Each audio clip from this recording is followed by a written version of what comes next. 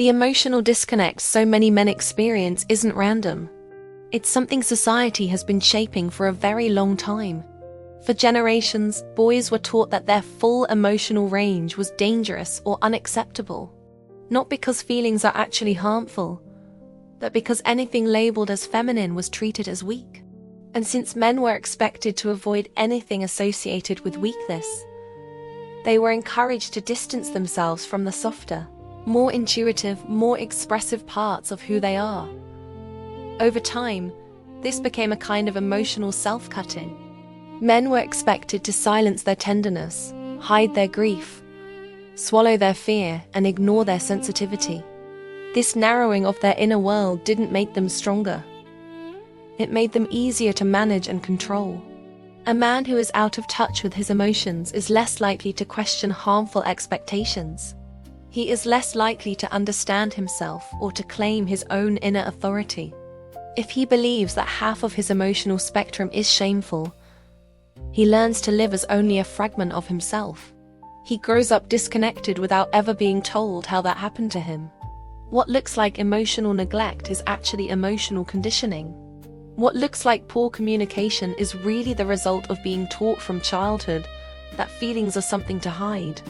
And what looks like numbness is often just inherited survival behavior. But there is another side to this, one that often goes unspoken. When a man has been cut off from the full range of his emotions, the feelings that were never allowed to move do not disappear. They press inward. They build pressure. They twist themselves into forms that feel more socially acceptable for a man to express. And the emotion that most men were allowed to show without punishment was anger. So unresolved sadness becomes frustration. Buried fear becomes irritability. Loneliness becomes bitterness. Confusion becomes defensiveness. And over time, many men develop a quiet volatility, a sense of being angry at life without fully knowing why. It is not that they are naturally more angry. It is that anger became the only safe outlet for every feeling they were never taught how to process. This kind of emotional compression creates a storm inside the body. It shows up as short tempers, emotional shutdowns, explosive reactions, or constant tension. It is the result of a lifetime of being told to hold everything in until the pressure has nowhere left to go. And instead of offering support, society often blames them for the very patterns it created. The real truth is that a man who feels deeply is not weak at all. A man who can understand and express his emotions is grounded, powerful, and far harder to manipulate. His inner world becomes a source of clarity and strength, rather than something he has been trained to fear. When men reconnect to their emotional lives, they reclaim parts of themselves that were taken from them. They begin to see that the anger consuming so many of them is not a flaw but a signal. A sign that their inner world has been asking for attention. A sign that they were never meant to live shut off from themselves. Relearning emotional fluency is not just healing. It is a return to their own sovereignty. And it is often the moment when the anger that once controlled them finally softens into something truer. Something human. Something whole. There is also a deeper layer to all of this. One that reaches into the spiritual and esoteric realms. A man's emotional life is not just psychological. It is directly tied to his capacity for spiritual awakening and his ability to work with energy, intuition, and magic. Emotions are one of the primary ways the soul communicates. They are energetic signals, inner currents, and instinctive truths that move through the body. When a man is taught to shut down his feelings, he is not only disconnecting from his emotional self, he is disconnecting from one of the main channels through which his intuition speaks. Spiritual sensitivity requires emotional sensitivity.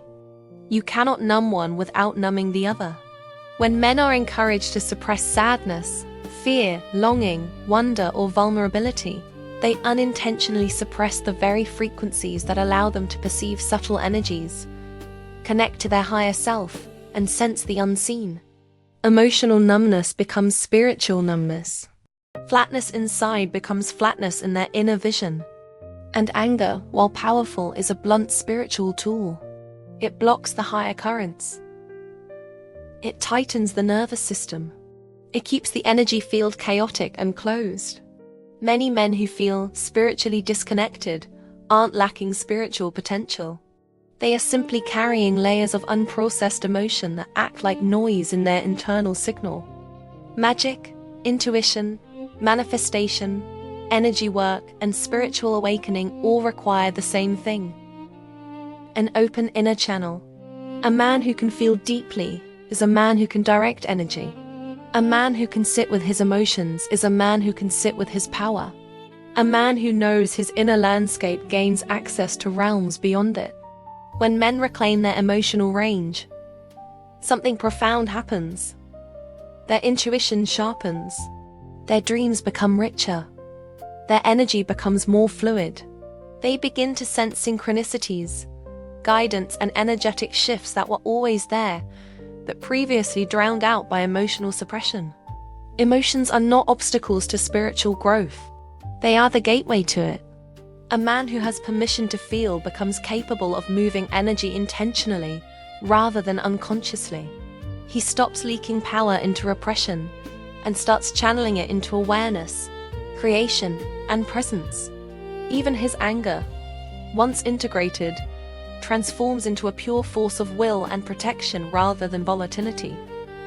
Spiritual awakening is not a mental process. It is a full body, full heart, full soul experience. When men reconnect to their emotions, they reconnect to the part of themselves that is capable of magic, intuition, and transformation. And that is why the systems that trained men to shut down emotionally were not just limiting their humanity. They were limiting their spiritual potential. If you cannot feel everything, you cannot know truth. When a man begins to feel again, he does not just heal. He wakes up.